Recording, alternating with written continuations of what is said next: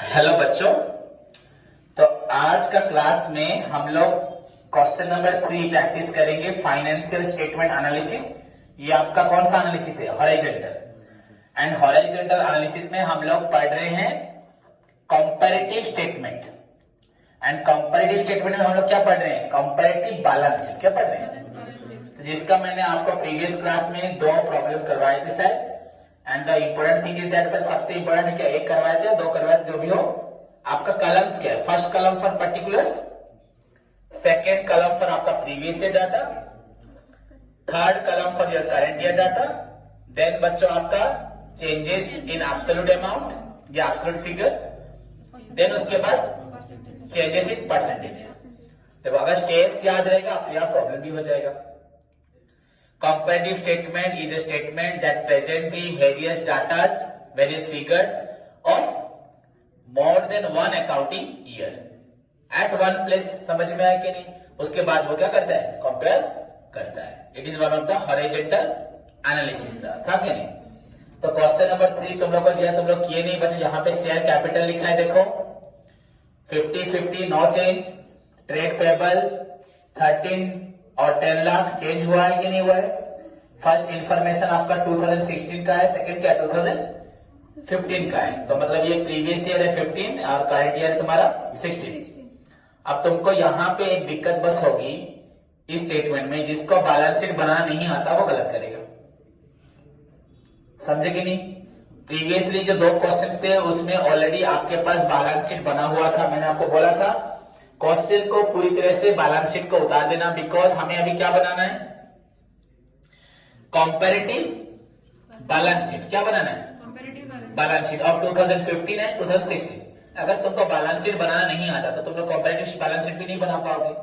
Balance sheet बनाना जो है, comparative balance sheet बनाना वही है, बट यहाँ पे 2 कलम्स होंगे, फॉर प्रीवियस ईयर डाटा के लिए और करंट ईयर डाटा के लिए। समझ में? वैसे भी तुम लोग याद करो, जब लोग हम फाइनल अकाउंट करते थे वहां पे भी 2 कलम्स थे, पर मैंने एक को लेके प्रॉब्लम करवाया था। हाँ, प्रीवियस ईयर डाटा एंड एक था करंट ईयर डाटा। आपका पर्टिकुलर्स के बाद 2 डाटा थे, पर हम एक को लेके सॉल्व करते थे। क्लियर? सो पर्टिकुलर्स 2016 2015 मार्क्स दिया है। तो शेयर कैपिटल आपका किस में जाएगा? शेयर होल्डर्स फंड किस में जाएगा?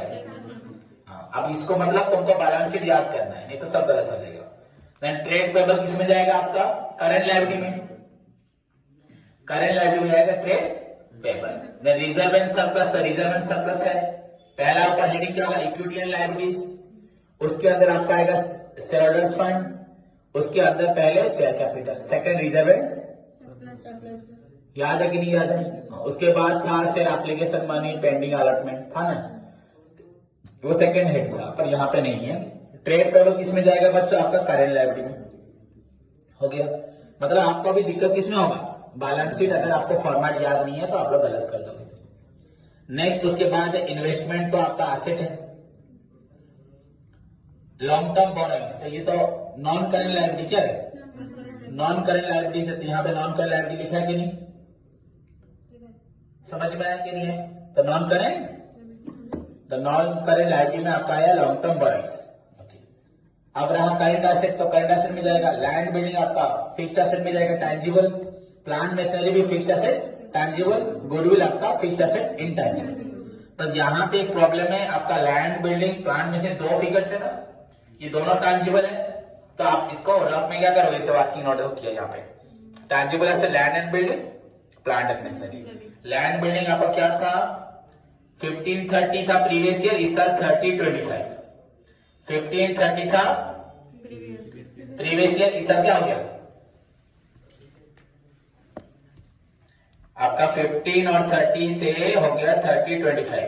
तो आपको क्या करना है? प्रीवियस ईयर का लिखना है 15 30 एंड इस साल 3025। मतलब टोटल आपका प्रीवियस ईयर था टैंजिबल एसेट 45, इस साल आपका होगा क्या? 55। एंड गुडविल को भी उसने लिख दिया, यहाँ पे प्रीवियस ईयर था 10 लाख, इस साल है 5 लाख, मैंने गुडविल कम हो गया। मैंने इसको यहाँ पे सेपरेटली सॉल्व नहीं किया अलग अलग से, एक बार में। Now prepare the comparative balance sheet of Innova limited as at 31st 2015 and 2016 हो गया। तो पर्टिकुलर्स हुआ, नोट नंबर की जरूरत नहीं है, आपको बोला था अगर कोई वर्किंग नोट करोगे तो जरूरत है, तो यहाँ पे हम लोगों ने वर्किंग नोट किया है। हाँ नहीं, अगर डिविजन होता तो यहाँ माइनस करते, तो वर्किंग नोट है इसलिए यहाँ पे क्या है नोट नंबर है, तो आज नोट नंबर आ गया काम।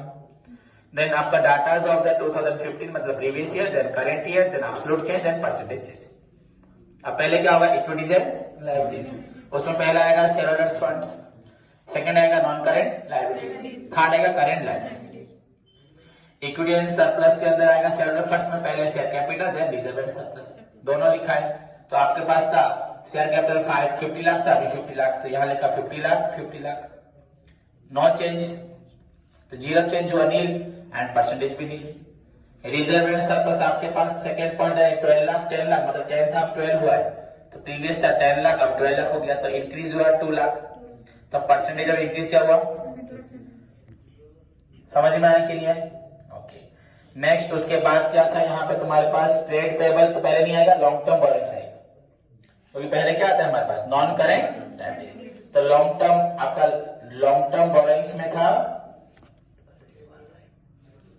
20-25, पहले था 25, अभी क्या है 20, पहले था आपका 25, अभी है 20, तो आपका लॉन्ग टर्म बोरोइंग्स में आ गया 25 था प्रीवियस है, इस साल 20, तो 5 लाख क्या हुआ, देखो उसने आज ठीक किया है, मैं कल बोला था ना प्लस माइनस लिखने को, नहीं तो आपको 2 कलम बनाने को, उसने ब्रैकेट कर दिया तो ब्रैकेट का मतलब आप क्या समझोगे कि क्या हुआ है, डिक्रीज, क्या हुआ है, तो लायबिलिटी हमारा क्या हुआ है, डिक्रीज हुआ है, अच्छी बात है कि नहीं है? तो कितना डिक्रीज हुआ है, 5 lakh by 25 lakh into 100, percentage कितना हुआ, तो ब्रैकेट का मतलब है decrease, and what decrease, liability decrease, liability decrease मतलब गुड ना बैड, गुड, आज से डिक्रीज होता तो बैड, समझ में आया कि नहीं,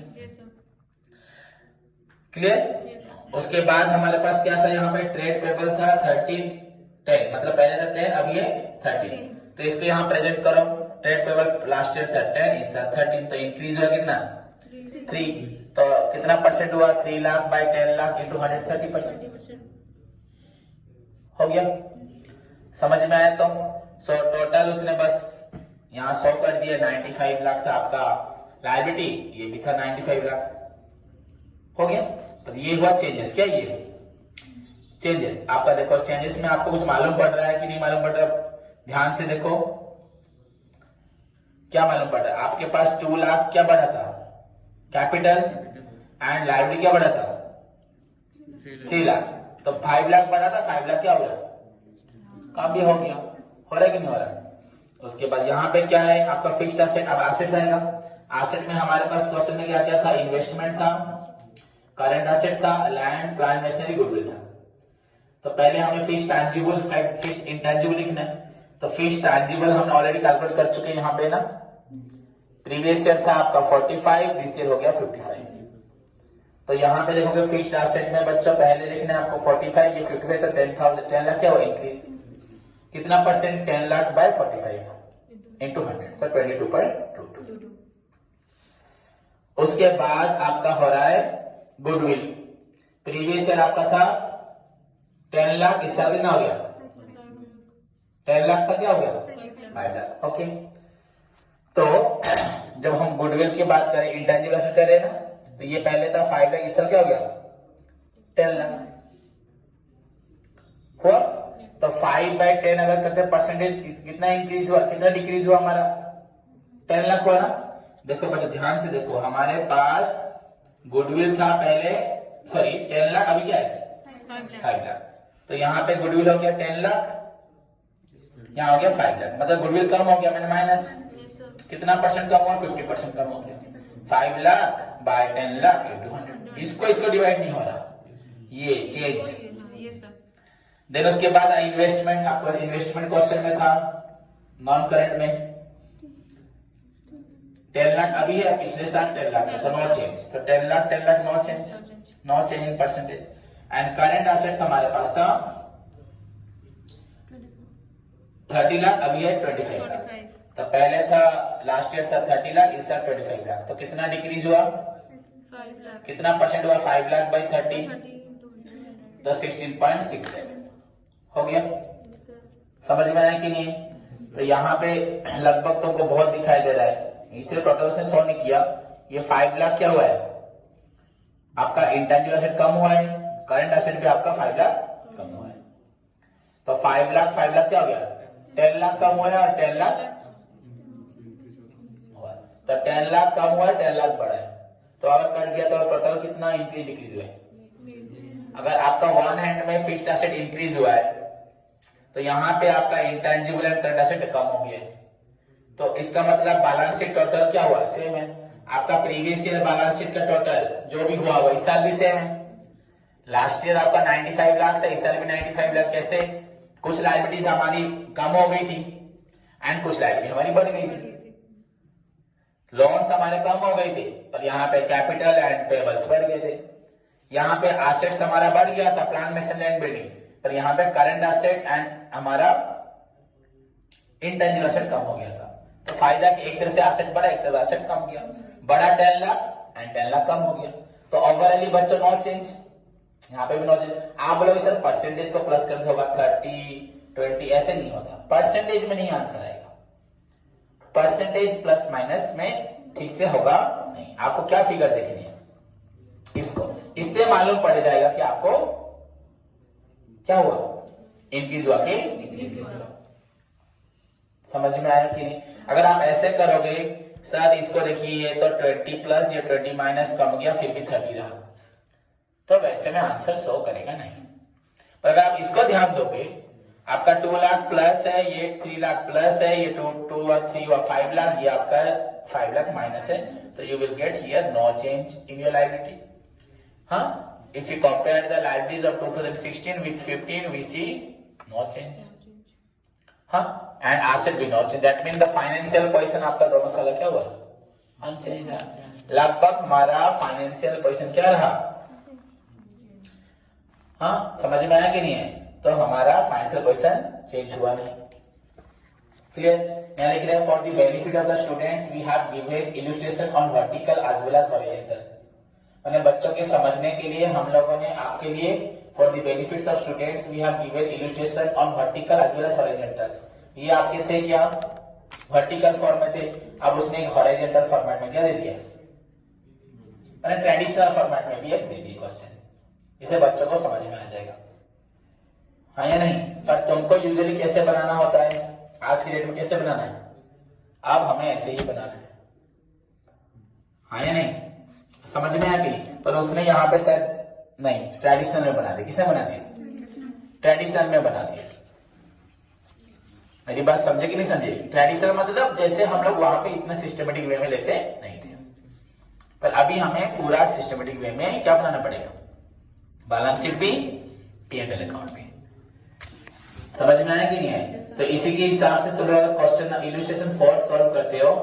यू सी यहाँ पे क्या क्या है, लैंड बिल्डिंग है, प्लांट मशीनरी एसेट साइड में है, फर्नीचर्स है, आपका अदर फिक्स्ड एसेट्स है, कैश इन हैंड है, कैश एट बैंक है, बिल रिसीवेबल्स है, स्टडी डेब्टर्स है, स्टॉक्स एंड प्रीपेड एक्सपेंसेस है। तो आपका land building plant machinery furniture fixed other fixed asset, ये चारों क्या हो गया, fixed assets. Cash in hand cash at bank आपका करंट एसेट। अगर आप वैसे करते तो इसमें आता क्या, cash and cash equivalent item, क्या था, ये आता क्या, बिल रिसीवेबल आता ट्रेड रिसीवेबल, डेप्टर भी ट्रेड रिसीवेबल, स्टॉक आता है आपका इन्वेंट्री, किसमें आता, याद आ रहा है कि नहीं आ रहा। अगर हम बैलेंस शीट के स्ट्रक्चर को फॉलो करेंगे part 1 of schedule 3 as per the companies act 2013, तो वहां पे हर एक आइटम एक पर्टिकुलर हेड में ही आता है, समझे कि नहीं। क्लियर। प्रीपेड एक्सपेंस आपका करंट एसेट, और ऐसा नहीं है जो आपका कैश इन हैंड आपका लिक्विड एसेट ये वो एसेट, ऐसा कुछ नहीं है। समझ में। देन आप लायबिलिटी साइड में आओगे तो इक्विटी शेयर कैपिटल, ये क्या शेयर कैपिटल माने शेयरहोल्डर्स फंड में आएगा। रिजर्व एंड सरप्लस आपका रिजर्व एंड सरप्लस में आएगा। डिबेंचर्स आपका लॉन्ग टर्म बोरोइंग्स में आएगा। Long term loans long term borrowings में आएगा। बिल्स पेबल आपका ट्रेड पेबल में आएगा। सिंडिकेटर में आपका सिंडिकेटर किस में आता है, क्रेडिटर में आता है, हो गया। एंड ऑर्डर कर लायबिलिटी हेड होता है। बट अभी हमें जैसे कि हम कौन सा फॉर्मेट में करेंगे, ट्रेडिशनल पुराने, तो हमें ये जरूरत नहीं। तो सिंपली हमने क्या किया, कंपैरेटिव बैलेंस शीट बनाया एज ऑन आपका 2010 और 2011 का। तो first column for particulars, second column for data of previous year, then data of current year, then उसके बाद इंक्रीज और डिक्रीज, एंड उसके बाद इंक्रीज और डिक्रीज इन परसेंटेज। ये एब्सोल्यूट फिगर में आया और ये आपका आया हो गया। तो आप बच्चों स्टार्ट करें, अगर एसेट से स्टार्ट करते हैं तो बेस्ट एसेट लिख दिया। एसेट को दो कैटेगरी कर दिया, फिक्स्ड एसेट और एक, कोई जरूरी नहीं है तुम यहाँ पे फिक्स्ड लिख सकते, यहाँ क्या लिख सकते हो करंट। तो हम लोग फिक्स्ड लेके चलो, कोई प्रॉब्लम नहीं है। अगर फिक्स्ड है यहाँ पे तो आपका लैंड बिल्डिंग 3,70,000 2,70,000 क्या है, 2,70,000 था अभी है, पहले था 3,70,000। मतलब तुम अगर देखोगे यहाँ पे फिक्स्ड एसेट लैंड बिल्डिंग लिखते हो तो 3,70,000 था, अभी 2,70,000, तो 1 लाख क्या हो गया, कम हो गया। अब परसेंटेज 1 लाख बाई 3,70,000 200, तो कैलकुलेट करोगे, कैलकुलेटर से आंसर निकालोगे। दैट प्लांट मशीनरी था 6 लाख, अब कितना हो गया, 4 लाख था, अब क्या हो गया 6 लाख, तो बढ़ गया। तो आपका यहाँ पे हुआ प्लांट मशीनरी 4 लाख था 6 लाख, 2 लाख बढ़ गया, कितना परसेंट बढ़ा, 50 हो गया। समझ में आया, जो बढ़ रहा है प्लस लिख देना, जो घट रहा है। तो आप इसी को फॉलो करो, ब्रैकेट भी जरूरत नहीं है। वो घटने वाले वो क्या करता है, ब्रैकेट कर देता है। समझ में आया। उसके बाद फर्नीचर आपका पहले था 20, अभी हुआ 25, 20 था, 25 तो यहाँ पे आप फर्नीचर क्या करोगे 20 25, तो 5 बढ़ गया। कितना परसेंट बढ़ा, 5/20 मतलब 25% बढ़ गया। उसके बाद आपका अदर फिक्स्ड एसेट में आपके पास पहले 25,000 था, अब क्या हो गया 30,000। तो देखो यहाँ पे 25 था 30 हो गया, तो 5,000 बढ़ गया, कितना परसेंट बढ़ा, हो गया। समझ में। पर उसने क्या किया है, फिक्स्ड एसेट का एक जगह टोटल कर दिया, करंट एसेट को और एक जगह टोटल कर दिया। मैंने फिक्स्ड और करंट को मिलाया। तो आप देखते हैं क्या चेंज था। पिछले साल हमारे पास फिक्स्ड एसेट कितना था, 1,50,000। अगर हम चाहते तो इसको वैसे भी रफ में कर सकते थे, नोट करके ना। टोटल 1,50,000 का एसेट था, अभी कितना 9,25,000। तो ओवरऑल फिक्स्ड एसेट कितना बढ़ा है, 1,10,000। ये लास्ट फिगर है, समझ में है कि नहीं। प्रीवियस ईयर फिक्स्ड एसेट था 1,50,000, दिस ईयर 9,25,000, तो इंक्रीज हुआ 1,10,000। कितना परसेंटेज चेंज हुआ, 1,10,000 बाय 1,50,000 इंटू 100 करने से 13.49। ये जो ओवरऑल आपको दिखाई दे रहा है 27, 50, 25, 20, अगर इसको आप प्लस माइनस करते तो आपको 13% मिलेगा, नहीं मिलेगा। हाँ, पर एब्सोल्यूट फिगर को आप कैलकुलेट कर सकते हो। समझ में है कि नहीं। आपका 2 लाख प्लस है, 10,000 भी प्लस है, तो 2,10,000 इंक्रीज हुए, 1 लाख डिक्रीज हुए। तो 2,10,000 में से 1 लाख माइनस करने से 1,10,000। एब्सोल्यूट फिगर ठीक दिखा देगा, 1,10,000 इंक्रीज हुए, बट परसेंटेज सॉल्व नहीं करेगा। क्लियर ना। कॉम्पिटिटिव करंट एसेट वैसे ही करोगे। तो करंट एसेट में क्या क्या हमारे पास क्वेश्चन था, जो फिक्स्ड एसेट हुआ उसको छोड़ के वो क्या हो गया सब, समझ में आया। तो यहाँ करंट एसेट में क्या क्या है, पहले cash in hand, cash in hand 20,000 था, अब कितना हो गया 80, तो 60,000 इंक्रीज हुआ है। तो देखो करंट एसेट में कैश इन हैंड था आपका 20, अब कितना हो गया 80, तो इंक्रीज हुआ 60। कितना परसेंट हुआ, 60,000 बाय 20,000 इंटू 100, 300% हो गया। देन बिल रिसीवेबल आपका 1,50,000 था, अभी 90 है, तो बिल रिसीवेबल हुआ 1,50,000 90, तो इंक्रीज और डिक्रीज और डिक्रीज हो गया। तो कितना डिक्रीज हुआ, 40% डिक्रीज हुआ। देन सन्डी डेप्टर 2 लाख था, 2,50,000, तो सन्डी डेप्टर में बची ये 2 लाख 2,50,000, तो इंक्रीज हुआ है। कितना परसेंट हुआ, 25%। उसके बाद आपका स्टॉक था 2,50,000 3,50,000, स्टॉक था 2,50,000 3,50,000, तो स्टॉक आपका हुआ 2,50,000 3,50,000, तो इंक्रीज हुआ 1 लाख, तो कितना परसेंटेज हुआ, 1 lakh by 2,50,000 into 100, 40%। And prepaid था नील, अभी क्या हो गया 2,000। प्रीपेड था नील, मैंने प्रीपेड हमने एडवांस पैसा दिए, तो नील था, अभी कितना हो गया, तो इंक्रीज क्या हुआ। अब इसका परसेंटेज और इंक्रीज क्या हुआ, कुछ तो नहीं, बस 100% क्या है, पर ऐसा तो नहीं होता, मतलब नील था ना, तब तक आप निकाल भी नहीं पाओगे 2,000 बाय नील मैंने 0, इन्फिनिटी क्या दे रहे। आप 100% भी नहीं बोल सकते, मैंने गलत बोला, 100 भी नहीं, 1000 भी बोल सकते, तो ये हुआ नहीं।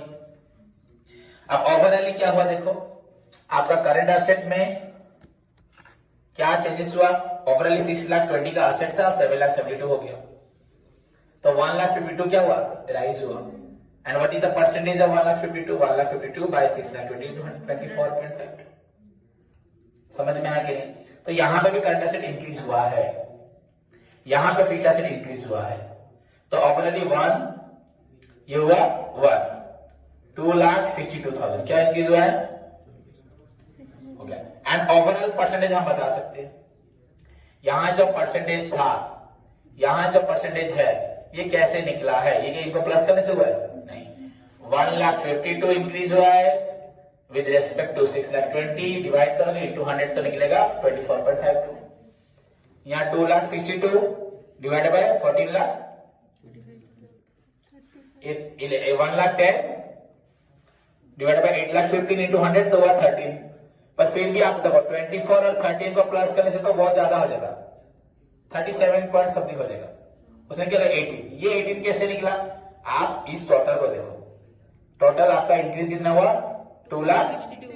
ओके, पिछले साल का एसेट, इस साल का करंट एसेट, ये फिक्स्ड एसेट, दोनों मिलके 16। प्रीवियस ईयर का करंट एसेट फिक्स्ड एसेट मिलके 14। तो टोटल एसेट्स था 14, टोटल एसेट हो गया 16, इंक्रीज हुआ 2 लाख। मैंने इसको प्लस करने से ओवरऑल भी देख सकते हो। तो चेंजेस कितना परसेंटेज में 2,62,000 divide by 14,35,000 into 100 is equal to 18.62 26 18 खत्म। तो ये हुआ आपका चेंजेस, क्या कितना चेंज हुआ 2,62,000, कितना परसेंटेज चेंज हुआ 18 क्योंकि हमारे पास प्रीवियस ईयर एसेट क्या था 14,35,000, इस साल एसेट क्या है तो चेंज हुआ 2,62,000, परसेंटेज हुआ 18.26। समझ में आया कि नहीं है?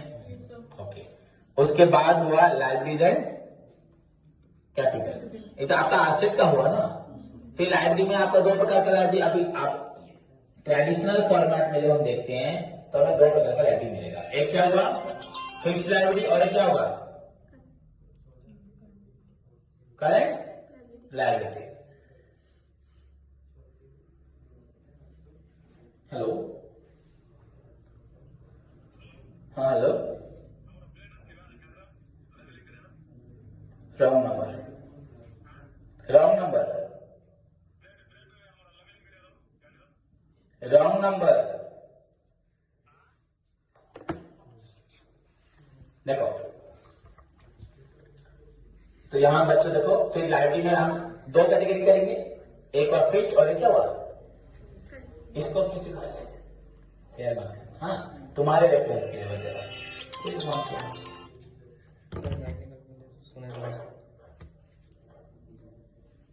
हेलो, रॉन्ग नंबर कहा कॉल कर छो, हाँ हो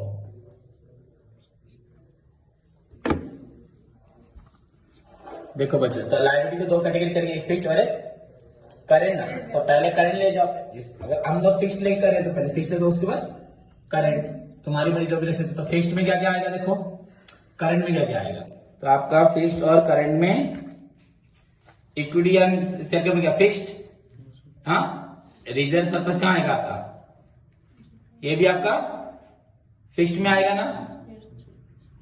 एक्चुअली ये शेयर होल्डर्स फंड है क्या, ये दोनों शेयर होल्डर फंड्स है, ये फिक्स्ड, ये आपका करंट करंट करंट, ये तीन है क्या करंट, ये दोनों है फिक्स्ड, एंड ये दोनों क्या है ऑनर्स फंड। क्या है, पहला तो है ऑनर्स फंड, ये दो है आपका क्या लॉन्ग टर्म या फिक्स्ड, ये आपका शॉर्ट टर्म या करंट हो गया। तो अब देखो, अब यहां पे करंट लायबिलिटी लिखा, तो करंट लायबिलिटी में पहला हमारा अगर लिखोगे तो पहले bills payable, then syndicator, then other, कर पाओगे ना 45, 50, 1,21,000, 10,00,000, 10,000, 5,000, तो उसे सॉल्व कर दोगे।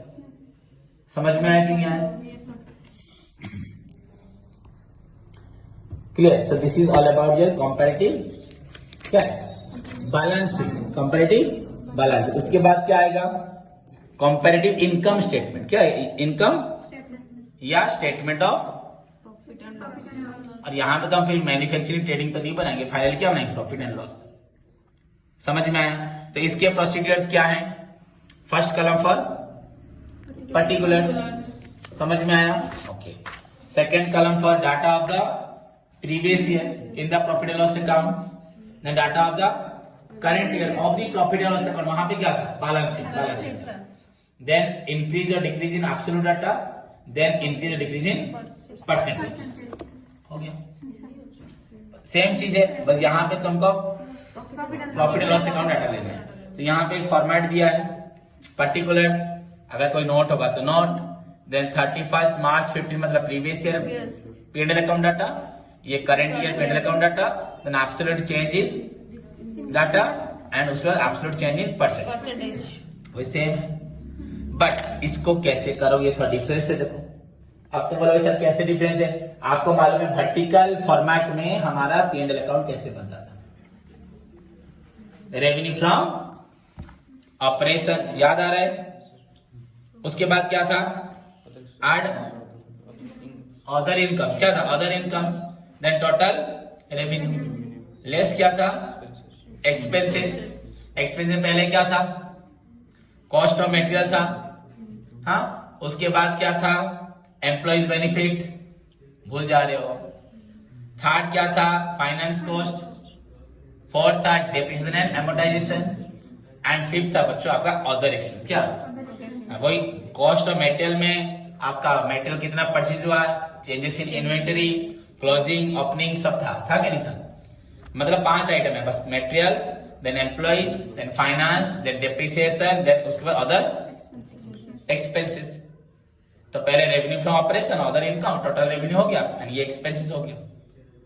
अब दोनों को प्लस करके अलग से माइनस करो तो प्रॉफिट बिफोर टैक्स, माइनस क्या करोगे? टैक्स। तो क्या निकलेगा? Profit after tax. मतलब तुमको यहाँ पे क्या करना है? P&L अकाउंट बनाना है। क्या बनाना है? किस साल का? प्रीवियस ईयर का एंड करंट। तब तुमको क्या मालूम पड़ेगा? प्रीवियस ईयर रेवेन्यू क्या था, इस साल रेवेन्यू क्या है, कितना रेवेन्यू बढ़ा है, कितना रेवेन्यू कमा है। अगर उसके अंदर फिर जाओगे तो प्रीवियस ईयर सेल क्या था, रेवेन्यू फ्रॉम ऑपरेशन क्या सेल है ना, प्रीवियस ईयर सेल क्या है, इस साल सेल क्या है, इंक्रीज हुआ या डिक्रीज हुआ, माने इंडिविजुअल आइटम भी हुआ, टोटल रेवेन्यू भी हुआ। फिर प्रीवियस ईयर स्टॉक क्या था, इस साल स्टॉक क्या है, प्रीवियस ईयर एम्प्लॉय कितना दिया था, इस साल एम्प्लॉय कितना दिया, पिछले साल डेप्रिसिएशन क्या था, इस साल डेप्रिसिएशन। अगर तुम P&L अकाउंट को कंपेयर करो तो सारे आइटम कंपेयर करोगे, बैलेंस शीट कंपेयर करो तो सारे बैलेंस शीट के आइटम कंपेयर करोगे। पिछले साल तुम्हारा फाइनेंस कॉस्ट क्या था, इस साल कितना है, अदर एक्सपेंस क्या था, अभी कितना है। समझ में आया कि नहीं? मतलब पूरा आपको P&L अकाउंट बनाना है। फाइनली पिछले साल का टोटल एक्सपेंस, इस साल का टोटल एक्सपेंस कितना इंक्रीज डिक्रीज हुआ। देन लास्ट ईयर आपका प्रॉफिट क्या था, इस साल का प्रॉफिट क्या है, लास्ट ईयर टैक्स, इस साल का tax, last year profit after tax, इस साल profit after tax, then increase क्या हुआ, देन परसेंटेज ऑफ इंक्रीज क्या हुआ। समझ में आया कि नहीं? तो कंप्लीटली। और एक बात, यहाँ पे ना तुमको फाइनल अकाउंट बनाना है 15 का, ना 16 का बनाना है, यहाँ सारी इंफॉर्मेशन दी होगी, बस आपको प्रेजेंट करना है। 15 का भी सारा इंफॉर्मेशन देगा, 16 का भी। अगर by chance suppose final account बनाया कंपेयर करना होगा तो वो तो 40 मार्क्स का क्वेश्चन हो जाएगा ना। समझ में आया? अब उसने एग्जाम्पल दे दिया, छोटा सा एग्जाम्पल दिया, देखो रेवेन्यू फ्रॉम ऑपरेशन, बस एक ही आइटम दिया इनकम में, एंड एग्जाम्पल में देखो रेवेन्यू फ्रॉम ऑपरेशन दिया, एक ही आइटम दिया, एंड यहाँ पे एक्सपेंस में cost of material and employees दो ही दिए। सो इसके टोटल से इन दोनों को मिला के माइनस करना है, और लास्ट में इनकम टैक्स कितना है, 40%, यहाँ पे भी 40%। समझे कि नहीं समझे? कुछ है क्या? आपका रेवेन्यू फ्रॉम ऑपरेशन क्या है, ये दिया आपका, तो आपको पहले ये 100 करना है, देन टोटल रेवेन्यू क्या है निकल जाएगा। देन एक्सपेंसेस में बस आपका हुआ कॉस्ट ऑफ मटेरियल कितना है, percentage of revenue from operation, माने 60% ऑफ इसका क्या है, मटेरियल है, इसका 70% हो गया। देन और एक क्या खर्च है, एम्प्लॉइज बेनिफिट, माने सैलरी वेजेस जो एम्प्लॉइज, इन दोनों को प्लस। तो यहाँ पे मैंने किया है, देखो रेवेन्यू फ्रॉम ऑपरेशन पहले क्या था 50 लाख, इस साल 20 लाख, कितना बढ़ा है, मैंने सेल इतना बढ़ा है, कितना परसेंटेज इतना हुआ। एक्सपेंसेस में कॉस्ट ऑफ मटेरियल था, ये कितना परसेंट बोला आपका, 70%, ये हुआ 60%, तो 70% ऑफ 50 लाख 10 लाख 50, 60% ऑफ 20 लाख 12 लाख।